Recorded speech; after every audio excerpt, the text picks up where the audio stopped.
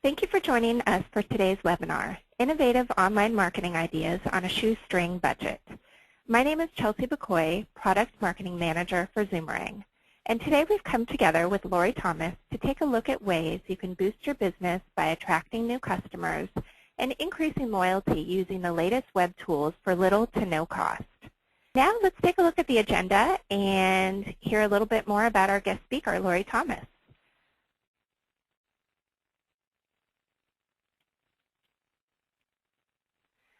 Today's agenda, we're going to start out with, obviously, an introduction to our guest speaker, Lorrie Thomas, and then we're going to talk about the easy, innovative ways to put the power of the web to work through content creation, SEO tips and tricks, and leveraging social media, as well as repurposing email. Lorrie will also share some great multitasking marketing techniques, and I will follow up with highlighting how you can use surveys and polls to generate content for your website. So we are thrilled to have Lorrie Thomas here, aka the marketing therapist, to share with you her techniques and her expertise. Lorrie is a marketing strategist, educator, writer, web marketing expert, as well as speaker. She's the CEO of Web Marketing Therapy, a boutique web marketing agency and training company that diagnoses, prescribes, and guides healthy marketing solutions. In addition, she teaches custom workshops for corporations as well as through UC Berkeley Extension. Her brand new book, The 36-Hour Course to Online Marketing. So with that, let me pass it over to Lorrie. Hi, everyone. Thank you for taking time out of your busy workday to educate yourselves on new marketing ideas and always ways to improve your business.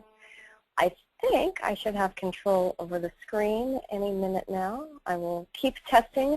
But while Chelsea's handing over the reins, just kind of a quick introduction. I've been in your shoes. I ran marketing campaigns for years and years. I've been a seller of online advertising. I've been a buyer of online media, doing everything from search engine marketing and search engine optimization to affiliate marketing to email marketing. And over the years, I found that it was putting the pieces of the puzzle together that really makes our marketing click, and that's where success lies. It's not about the tools, although we are nothing without the tools. It's actually how we use the tools that really brand and build and boost business. And over the years, after spending time in the corporate world, I started my own consultancy to go help other organizations start to integrate the pieces and think of innovative ideas and continually create ideas, implement them, optimize them, analyze them, and rinse repeat. So for you listeners today, it's all about putting the power of the web to work. And whenever I start talks, I think, okay, how do I address an audience, especially those of you who I don't physically get to see today? And those of you checking in, I have really good makeup on. Don't worry, no, I'm just kidding. But as far as how do you explain what kind of world we're in, yeah, it's Google. Yeah, we talk about Facebook. But at the end of the day, it's still the wild, wild web. Even though the industry's been around for years and years now, it's still uncharted territory. The possibilities are endless. The new things that pop up every day just sometimes overwhelm us. And so when you look at the wild, wild west, well, it's the wild, wild web. Yes, the possibilities can be huge for any of us, whether we're big business, small business, nonprofit, for-profit, but sometimes we kind of go, oh my gosh, it's too vast, there's too many choices, where do I even start? A lot of us are time-crunched marketing managers, so what we've got to do is take this wild, wild web, find a way to harness it, and really put our stake in the ground and figure out where we belong, and that is where the strategy comes into place. Strategy first, execution second is our big mantra at Web Marketing Therapy. Also, before I forget, my contact info will be available at the end, but for any of you on Twitter, I'm at Web Therapist. So for any of you that are social media mavens out there, just want to let you know it's at Web Therapist. So when we look at the wild web, how does this translate into innovative marketing? In my book, in the 36-Hour Course to Online Marketing, I took my 11 years of online media background and started to assemble the pieces to figure out what makes a successful online marketing presence and online marketing execution. And it's these 5 points. And we expand a lot more, but here's the nuts and bolts. Here's the background that you're going to want to take note of as you think critically about how you're going to continue to market and connect with the people you're trying to connect with. Number one is credibility. Stanford has a great research study, and you can just go to Google and type in Stanford credibility guidelines. And credibility, how people know us, like us, and trust us, whether we're individuals in business or we're big business or we're a little mini department within a big business, we have to be known and liked and trusted as a brand, as a business. And the credibility comes through from the design of our website, to the images, to our videos, to the content we produce, to our testimonials on different web pages, even down to the about pages of our website. Believe it or not, from the Stanford Credibility Guidelines research study, they found that the about page is one of the most heavily visited pages of a website. Frankly, people want to know who the heck is behind a company. So that's one just quick, easy, innovative idea of going back to your about page and looking and saying, does it really tell my story? Does it sell my story? Credibility is number one in online marketing. Next in the puzzle is usability. Jacob Nielsen's a big usability guru, and he's been quoted by saying things like, if people can't use your website, they won't. It's that simple. Same thing goes with our blogs, with our landing pages if we're doing specific online advertising, the marketing messages, are we funneling people to where we want them to go? How well we have architected our foundations is very important, even the user experience of an email message, the calls to action. So credibility, usability, the visibility is a big piece, and we're going to talk about that today, specifically on search engine optimization best practices. I teach courses on SEO. I have my sleeves rolled up, and I'm in the nitty-gritty day in and day out. So visibility is still a big piece. We can have the best products or services in the world, but if nobody knows, what's the point? Sellability, how well do we communicate our value? This is one piece that's often difficult for folks to look at, especially if we've been working at a company for a long time. We know in our minds the value, but are we putting it out there in a bold way that our audience can really help understand that? And not only new prospective customers, but our current customers. We are never done selling someone on why we're worth working with. And the sellability can come through from our social media, the Facebook, our blog posts, the articles we produce, anything to remind people of our credibility and all of the above. And the last piece of innovative marketing and the success steps that make the social web and the wild, wild web stick is the scalability. We are not spending on online marketing. We need to retrain our brains to think about, what am I investing in? Whether it's, am I going to invest in online survey technology because I'm going to use this for the life of my organization? That's an investment. That's not a spend. Am I going to optimize my website? Oh, that might be expensive, but is that going to help me over the next 10 years? Think about how we can build healthy foundations and build upon them. It's like compounding interest. You go to the bank and you're investing in stock portfolios. The more you build and build and build, the better we can brand and build and boost business, which is brilliant. I love the web, and unlike traditional marketing where you spend money and when you stop, the exposure goes away, on the web it compounds, so it's scalable. So innovative marketing idea number one, content creation. And I'm sure you've heard this all. Content, content, content, content, content. I can tell you honestly, as the CEO of an agency and someone who has never spent a dime personally on advertising since my business started in 2005, this stuff works. The content on our website is the first place to start. Does it communicate who you are, what you do, whom you serve? Are the pictures showing and telling? Content isn't just text. Content can be social media. It can be photos. It can be videos. But the content on our sites is where I encourage all of us to start, because I look at our websites as our web marketing nucleus. It's the core that we build off of, and we can always start there, and any optimizations we make there we can scale out and put on our other channels. Blogs can change your business, and it's not just the tool of the blog technology, it is how you use that blog strategically to serve and support, which ultimately helps support sales. A blog is a way to communicate with customers, get feedback, post frequently asked questions, do customer service, boost your credibility. I'm going to give you a lot of tips today on how your blog can boost your search engine visibility, which is another way that it multitasks. Article marketing is another innovative marketing idea to help all of the above, the credibility, the visibility, the sellability. By authoring content, you can author content on ehow.com, on ezinearticles.com. You can author your own press releases, but any type of article that is helpful, that is going to serve your customer, it's a good way as long as the content has strong keywords in it, but also it's a helpful way to keep current customers served. Hey, by the way, here's our newsletter this month, and you can link it to the 3 articles you published. Twitter. I remember laughing the first time I heard about Twitter, and now I am a raving evangelist for Twitter. Twitter is a nice way to quickly communicate, but what I really love about Twitter is now, and you'll see in the screenshot here, that's my picture and my tweets, that comes up in Google now. So your Twitter is a great way to build a following, but it also multitasks. So we're looking at marketing on a shoestring budget. One Twitter execution multitasks to potentially boost your search visibility. Our Facebook page posts, that's also content creation.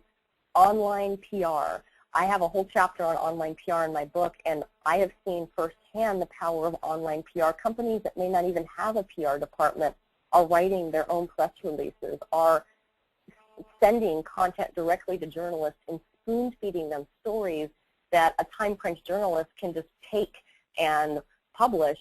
And online PR is multitasking as a way to build your credibility, can also boost your search visibility, and could also boost your sellability. I've seen clients get incredible traditional media coverage because guess where the journalists go to get news?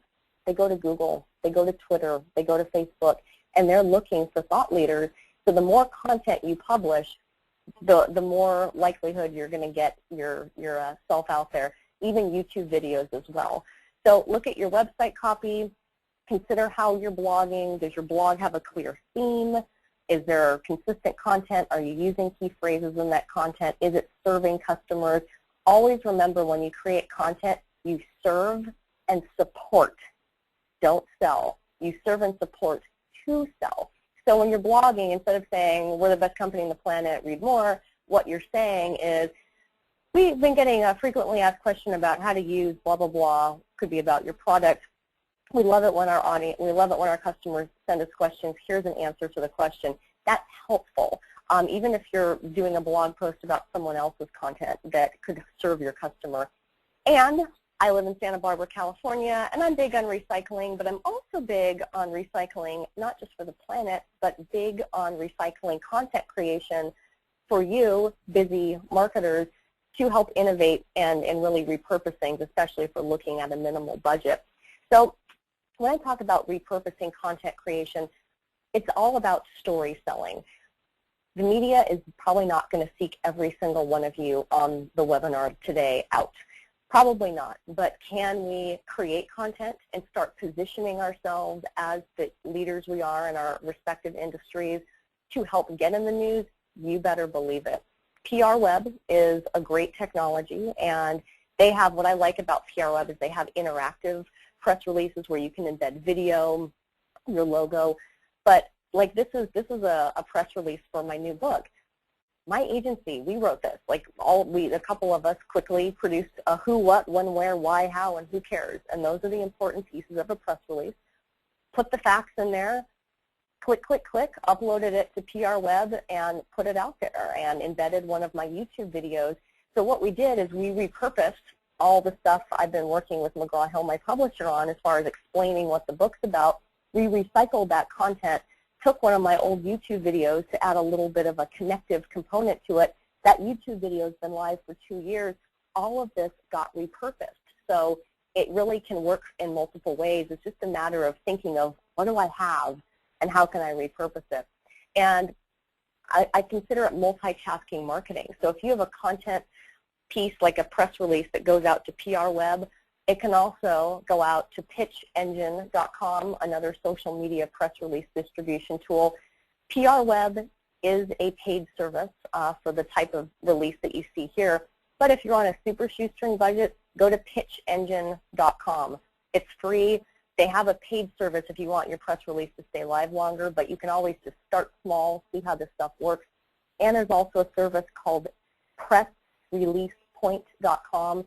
And for all of $30, you can put your press release out to at least 50 of the free wires just to start getting it out there. But if you're on a shoestring budget, you write the press release, you distribute it, you put it on your website, which is very important. You can also repurpose that press release on your blog. You may want to change it a little bit to be more conversational. You can also post that release on Facebook, send it out on an email newsletter or something separate, and tweet it.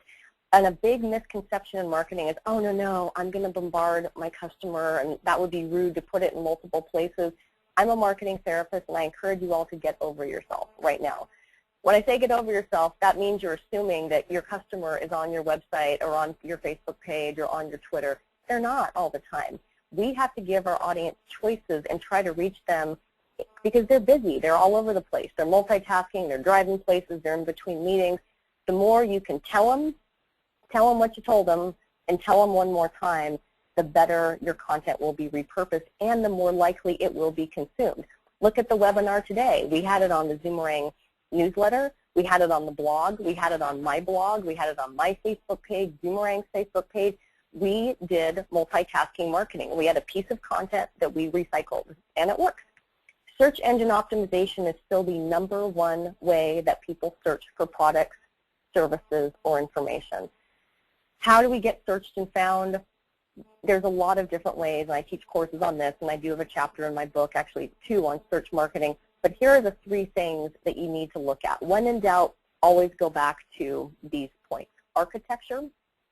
You wouldn't build a house without a blueprint, right?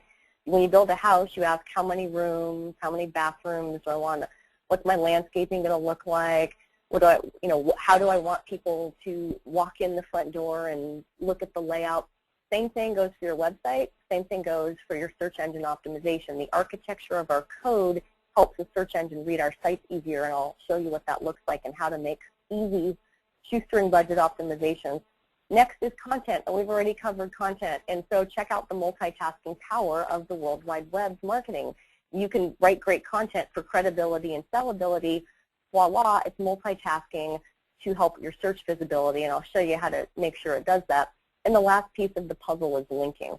It is great to get links from other high-trafficked websites to your website, but those of us on a shoestring budget that may not have the budget to hire a search engine optimization company, you can do links within your own website to other pages of your website and build your own linking. The internal links can be powerful, just like the external links, and that's where blogs come in. Even press releases that you put out in the web or articles, those can have links with specific key phrases that link back to your site, all in the name of rockstar SEO. So Jeffrey Sweeney's not on the webinar, so we're going to pick on him. Jeffrey Sweeney is a CEO of a company called U.S. Capital. They do alternative financing, so they're like, where do you go when the banks say no, based in San Francisco. And Jeffrey Sweeney is on social media, and he blogs. This is an article on small business owners hopeful for a break as banks slow pace of foreclosures. So the headline, and I'm just showing the example of how powerful a blog is for SEO. This is a blog built on Squarespace. You'll see in green where arrows pointing at the title. You'll also see up at the top of the page, Small Business Lending, U.S. Capital Partners blog. This blog auto-magically makes the title tag, which is an HTML code that search engines look at. The title tag is the most important meta tag to get exposure, automatically builds that in there. And then if you look down below in the address bar, you'll see uscapital.squarespace.com/blog, blah, blah, blah, blah, blah, and you'll see the words of the title of the article in the architecture. This is how the website is coded. And search engines are just mathematical equations that are looking for algorithmic matches. And so if there's certain phrases like, small business owners, banks, words like that, like small business owners and banks, these words are coming up in the title tag, in the URL, and also in the headline. And also you'll see in the big bold green, and I point down at one called business loan foreclosures, this links to another helpful page of the uscapitalpartners.net website. And what you'll also see is the blog is US Capital's social media nucleus. So there's great, really expert advice on here. And this is actually repurposing a New York Times article that was really relevant. And we credited the New York Times article author. And what US Capital did was quoted the author, but they did it because their customers look to this company, US Capital Partners, as the thought leaders in the industry. But what you'll also see here to the right is the, you'll see Twitter, and you'll also see LinkedIn. So it's multitasking. This is all stuff that is very shoestring budget, but scalable. It's building and building. It's multitasking by linking readers to LinkedIn and to Twitter. So SEO, architecture, content, linking. So I just showed you in that one screenshot the architecture of the code of a blog, the URL thread, the title tags, the words used in the title, the content, the linking. Blogs are amazing as far as SEO is concerned, and the frequency of content as well gives the search engines more spider food to feed on. So think of it that way. If you want to create content that boosts your search visibility, number one step is to figure out what your key phrases are. Some of us may be San Jose jeweler. Some of us may be small business lending. Think of what key phrases accurately describe your products and or services, and if they're geographic phrases, if you're specific to a certain location, make sure if you're a medical spa, to make sure that you're saying you're an Oakland medical spa, so that key phrase is very specific. And if you do a certain service like online survey technology, use that phrase in headlines, on your website copy, in your blog posts. Find ways to have links. Instead of to learn more, click here, and the words click here link, put to learn more about our online survey technology, and have the words online survey technology click to the contact page or click to a more information page. And our meta tags. Go back and check your meta tags. Innovative marketing, it's just a matter of putting your thinking caps on. So go back and look at your title tags, your description tags. Make sure that your title tags are no more than 50 to 75 characters, including spaces, descriptions about 150 characters. And I encourage all of you to go to HubSpot.com. They have a great Grader.com report that will give you free SEO tips. And ask yourself, is my blog boosting SEO? Is it working for me? Am I doing one effort, but can I make sure that multitasks and works for me in a way to boost my visibility? So if you write a blog post that says helpful tips, and that's your title, maybe it needs to be helpful skin lightening tips, if skin lightening is a product that you sell. Think about things that are descriptive, because what you'll do is you'll help pull in people as you're scaling your content. Titles, tags of your blog posts, the links in your blog posts, also helpful. And SEO, when I taught SEO 5 years ago, it was very different than what I teach today, because now social media has just revolutionized the algorithms of the search engines, and companies can be on Facebook and on Twitter and on LinkedIn, whether we're big business or small business or startup or nonprofit, and you can do a Google search and all of the social media comes up. Do a Google search for web marketing therapy, search for your name, search for your CEO's name, and you'll find that the more active they are in social media, the more visibility you're going to get auto-magically. Local search, this is a quick tip for those of you who are business owners in certain geographic locations. You've got Google, you've got Yahoo, you have Bing. Now Yahoo and Bing are under the same umbrella. Getting your business found in the local search engines is very important. Online PR, which is part of content creation, using strategic key phrases in the press releases can help boost your search visibility. And when in doubt, do Google alerts. Google, just go to google.com/alerts, and you can put your company name in or your name in, and Google will feed you any kind of blog posts or videos or website articles that they find on your company or your competition if you want to do that way. So this is a Zoomerang webinar. Let's look at Zoomerang's SEO best practices. Their title tag says online survey software tool, internet survey software tool. So it's very clear what they do. The descriptive phrases are there. And note in the URL on their website, It's zoomerang.com/online-surveys. The dash is in there because typically when we go to search engines, we type with spaces. So when you're putting key phrases in your URLs, those dashes create a natural space. So that's a kind of innovative insider perspective on SEO. And then when you get to the actual content of the page, which a real user looks at, you and I as marketers are going to look at the code. A visitor is just going to look at the text on the page. Zoomerang Online Surveys. The word online surveys is used again, and then underneath it is the best online survey software for fast, easy feedback.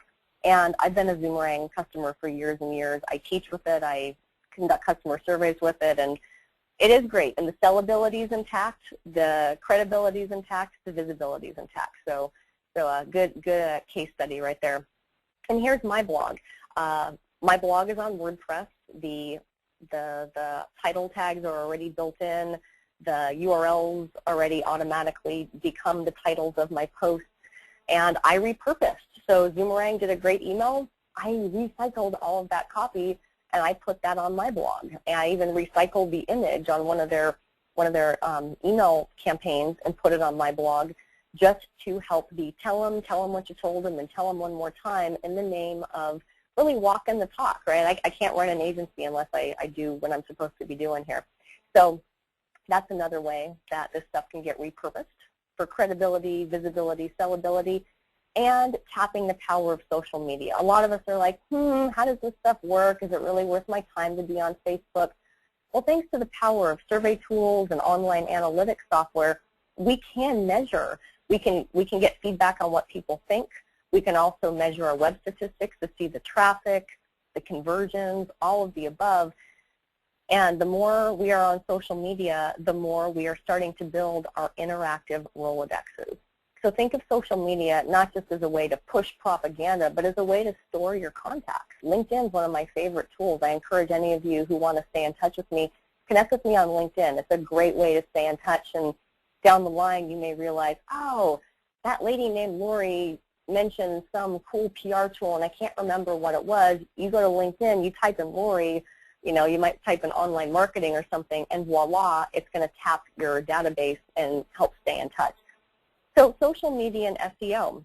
I did a search for my name, and my website comes up, my Facebook page comes up, and my tweets come up. And this is a good example for all of you to think about, not just for your business names, but for the leaders at your organization, because the people behind an organization can really help boost the selling power.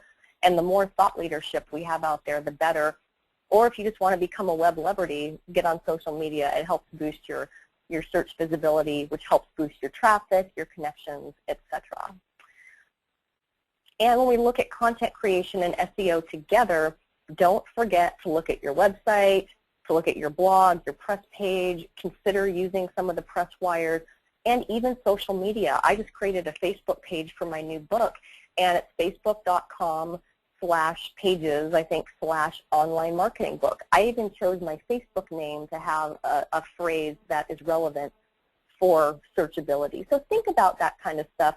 Always remember that for SEO, you serve a website visitor first and a search engine second, but start to retrain your brain to put in those key phrases whenever you can. So this is a Google search for my book title, The 36-Hour Course to Online Marketing.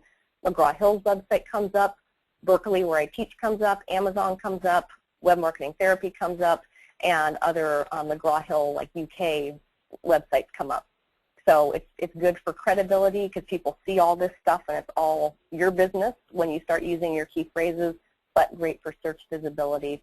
And when you're looking for ways to start getting your content out there, look at pitchengine.com and HubSpot. Both of them have free services that you can start to take advantage of. And email marketing. I get a lot of questions on, should I even consider email marketing? Is email dead? Now it's all about social media. It's not about one tool or the other. It's about putting all of the pieces of your marketing puzzle together so your marketing clicks. So with email, you still become an authority, and note in the word authority is the word author. You're publishing content on your website, on your blogs, on your press releases. Absolutely. If you have a quality opt-in list, then it's certainly worth keeping the love alive. Content needs to serve and support, to sell. And don't forget to use your email signature as a marketing tool. I was trying to think of, like, what are some of the most innovative ideas I could share with you on a shoestring budget.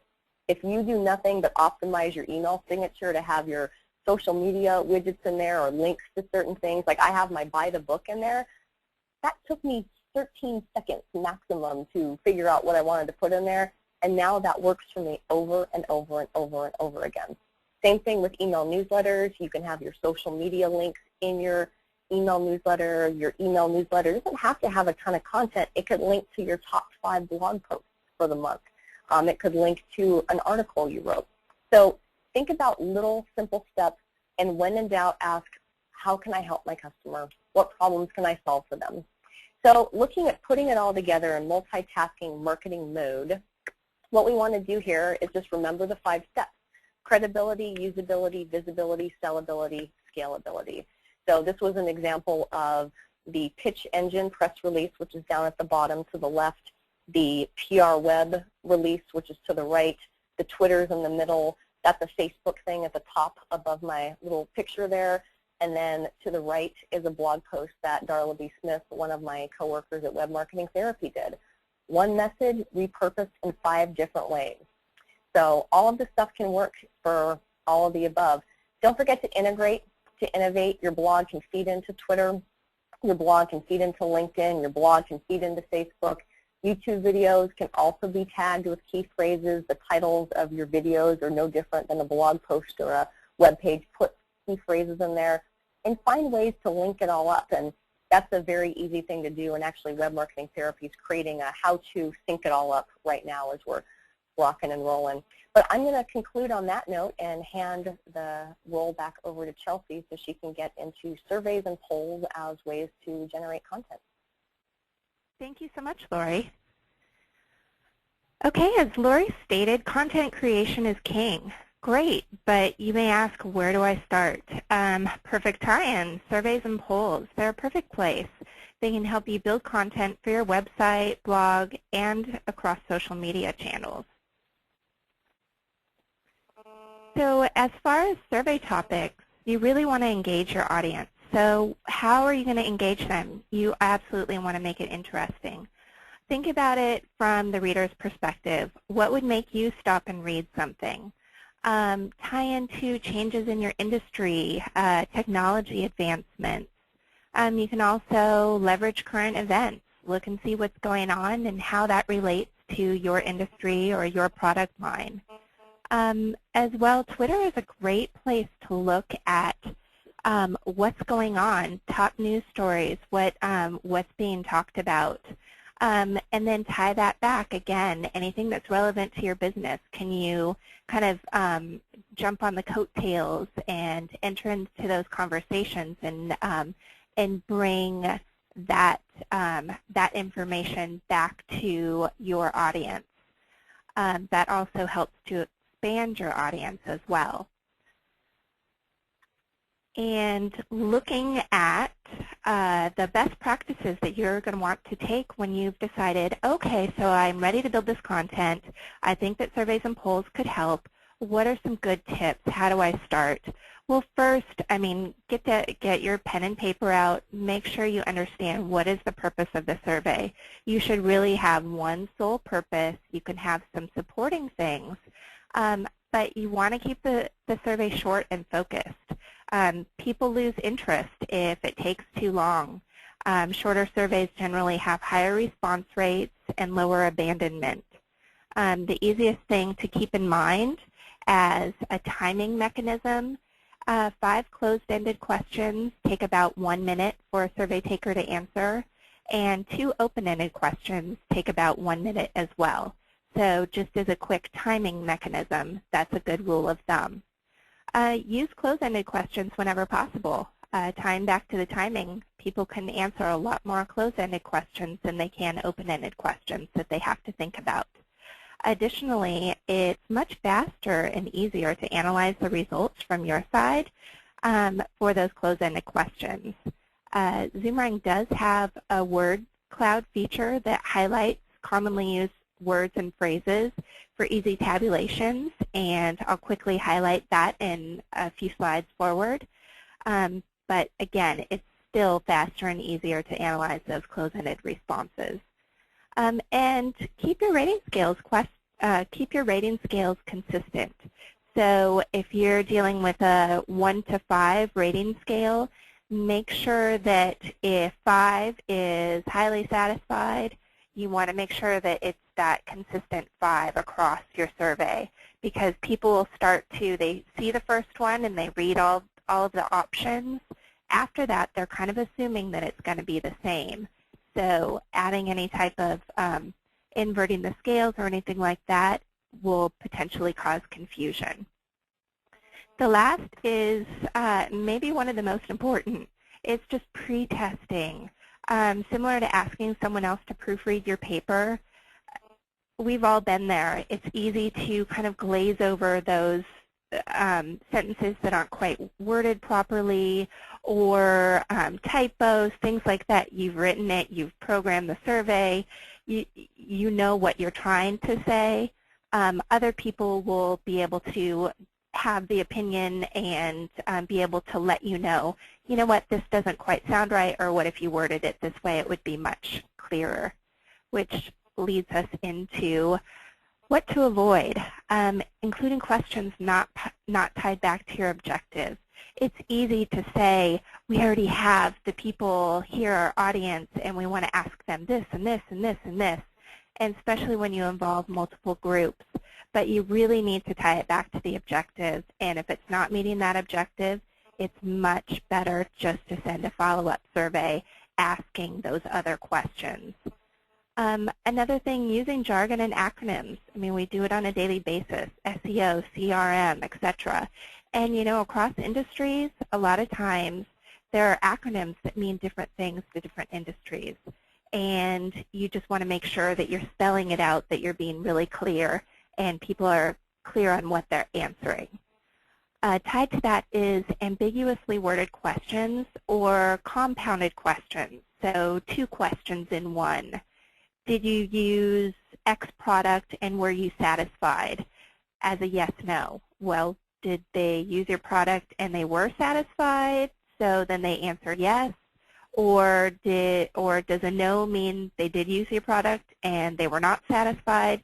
Just need to make sure that it's very clear and the answers can't be confused in any way. The last one is overly large incentives. A lot of times people, they want high response rates. They want to keep people engaged. You really don't need to do that. In order to keep people engaged, again, keep to your shorter surveys.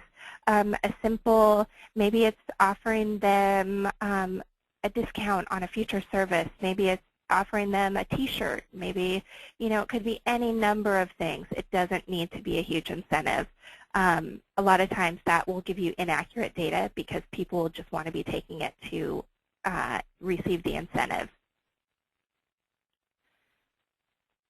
So now you have your survey built, and now you're ready to go out to the audience. Well, the most important thing is reaching your audience where they are. So as Lorrie highlighted, people are all over the place, and they're not in any one place at any one time. So you really want to be able to branch out and reach people where they are when they're in the moment. So on your website, you can include surveys and polls in your blog, in your newsletter, within email. You can also leverage social media channels. So include surveys and polls in, within your Facebook page. Send it out through the Twitter stream. Let people engage with you in their preferred method. And additionally, there's also the opportunity to access survey panelists. So if you don't have the audience that you're looking for and you haven't necessarily been able to reach them, and you're specific in who you're trying to reach, there are a lot of companies, ours included, who offer targeted survey takers who are available to take your survey. So you're trying to reach males between 18 and 24. While social media channels are a great option for you, you may also want to do a targeted, and that's where panels such as Zoomerang Sample can do for you. So the different ways that you're able to reach them, the website. So here are a couple examples where, as you can see on the right, you have an example on a website where it's an embedded survey, and TV Guide is asking, what are your fan favorites? And you're able to click through, okay, favorite drama, and just easily be able to vote. And it gets really exciting because on top of that, you already have that audience, and then they're able to use those social media buttons at the bottom of your embedded survey or poll and share it to expand the reach even farther. You're able to get that quick feedback. So you'll see right next to the fan favorites screenshot, there's also VentureBeat.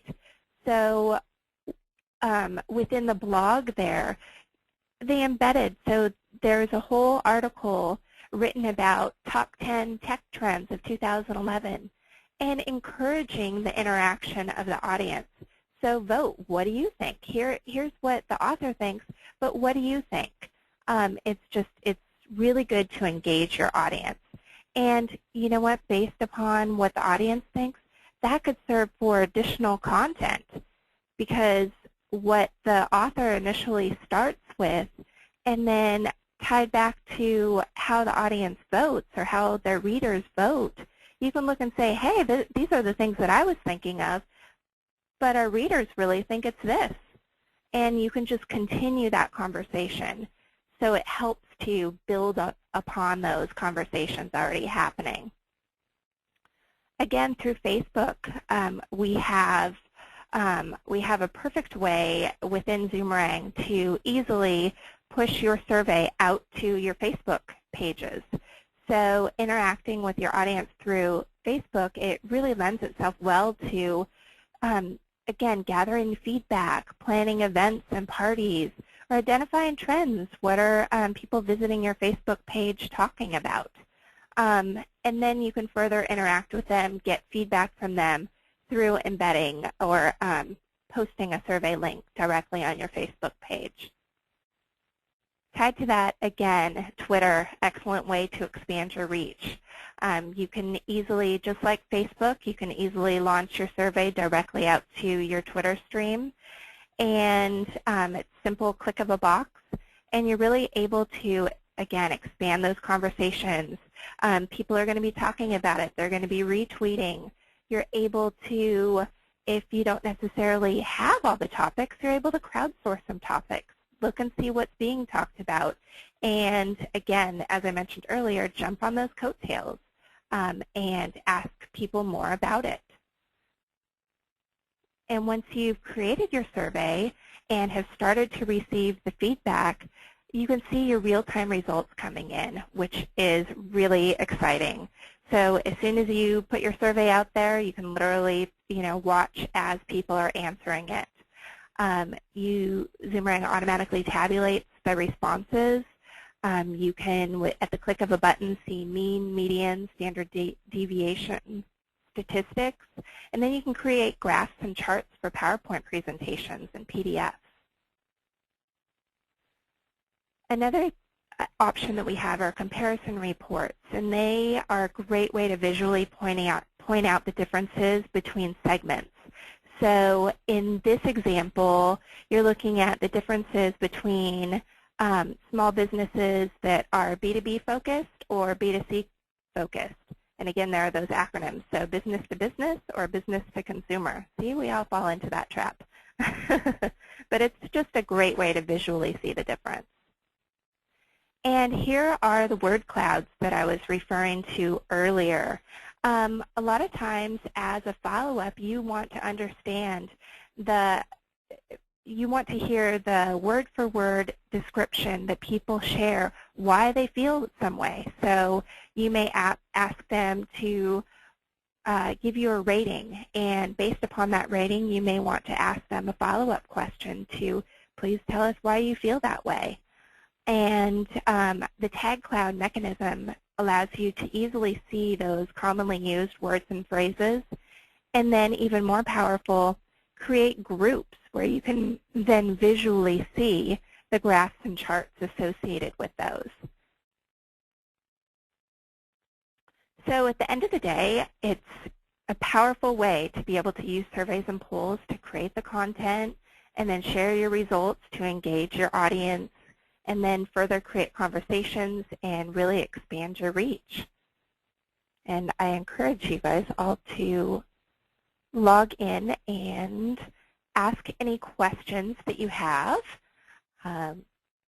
We will also be, as I mentioned, sending out one of the most frequently asked questions always, are you going to be sending out a recording and the slides? And yes, all registrants will be receiving in the next couple days the recording as well as the slides. So let me jump into the questions. Actually, let me first show the content, or I'm sorry, the contact information for both Lorrie and myself. So feel free to reach out to us after the webinar as well. But in the meantime, let me first start with a question for Lorrie.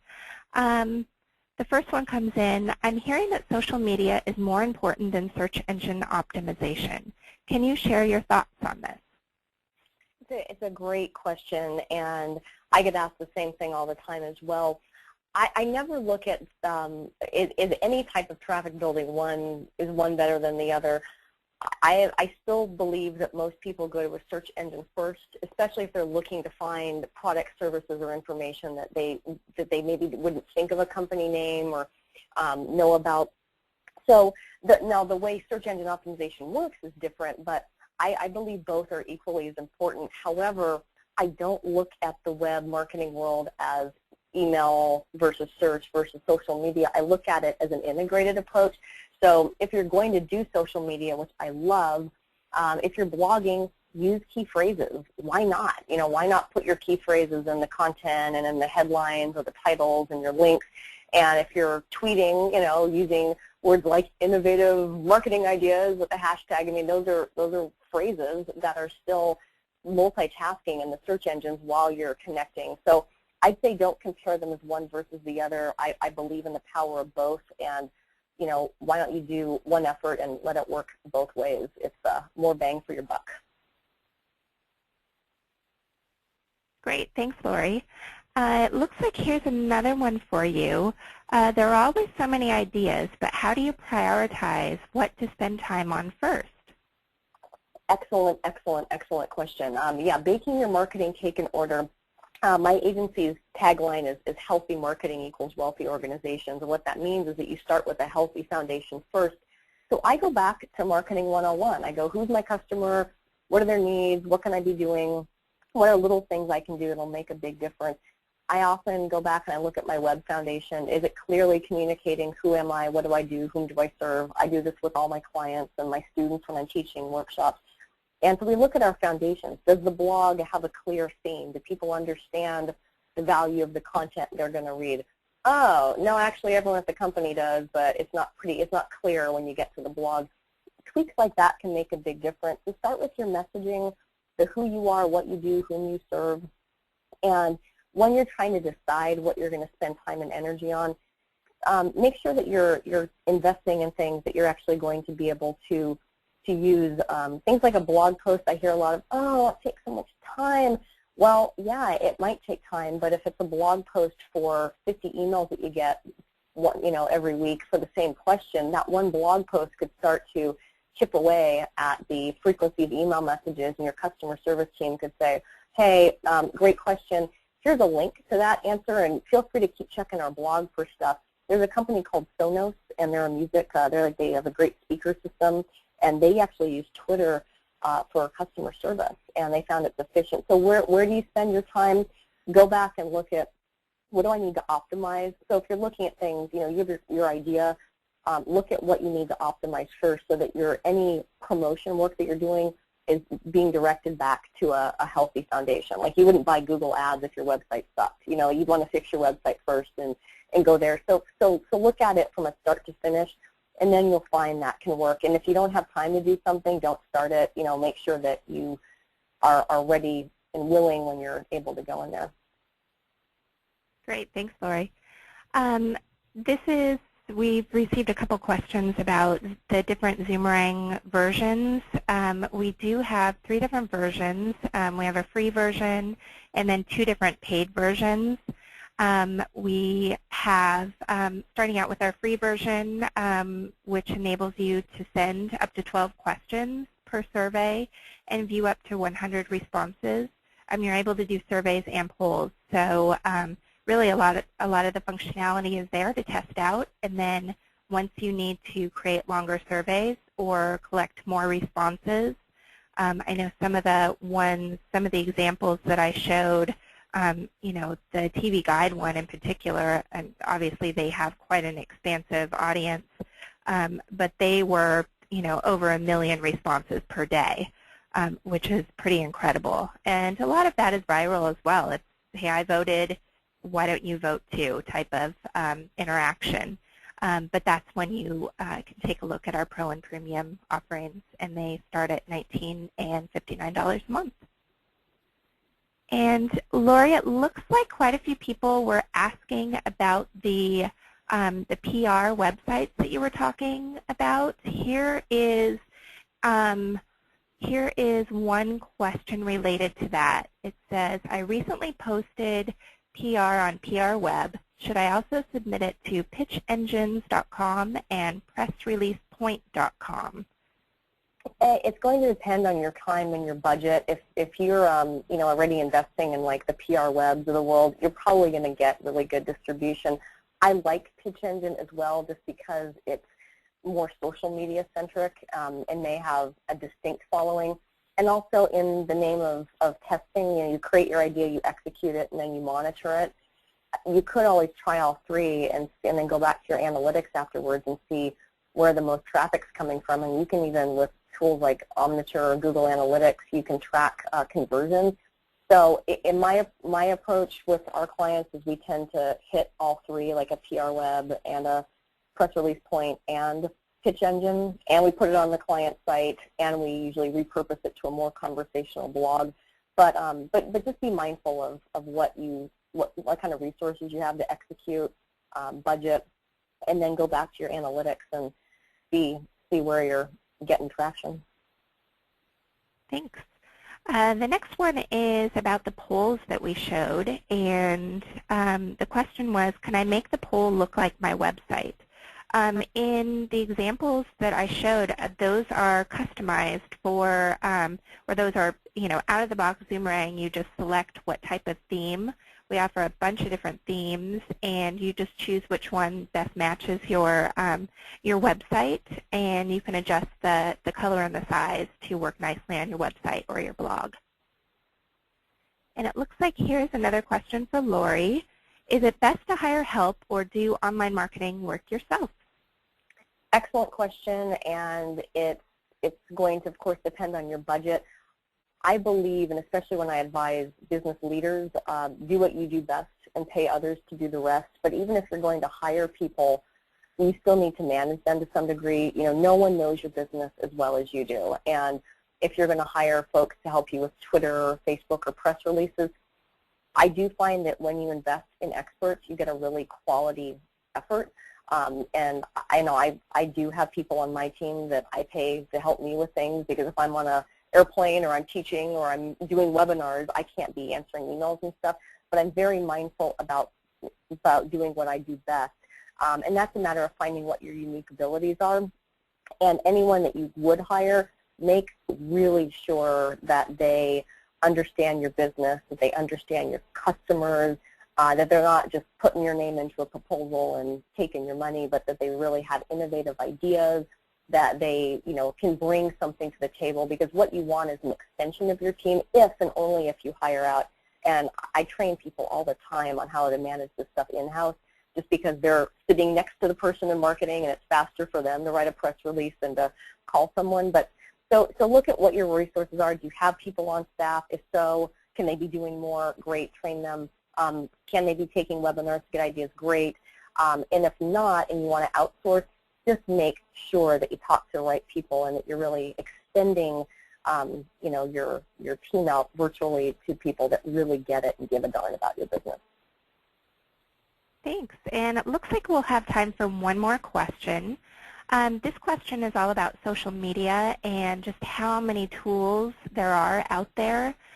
Lorrie, which ones do you recommend to use, and you know, how do you keep them all organized with what you're doing where? Yeah, I put my marketing therapist hat on for this one. There is something called social media overwhelm where you're like, oh my gosh. My approach is to start with a blog. I find a blog is a great way to share your thought leadership, to answer frequently asked questions, to share and kind of become like a web gemologist. And once you have blog content, then it's appropriate to go to Twitter because you can automatically feed your blog content to Twitter. It's kind of like pizza and beer. The two go hand in hand. And once you have content that's being created regularly on your blog, that's something that can automatically feed into Facebook. It can automatically feed into your LinkedIn account. So if you start with that foundation and you really get the hang of it, then it's a lot easier to branch out. And that's usually what I advise professionals to do, is to start there, kind of get their training wheels off, and then when they're ready to go, they've instantly developed content because it can distribute to these other channels with tools like Twitter feed. LinkedIn has their own application that does that. Facebook has networked blogs. So I'd start there.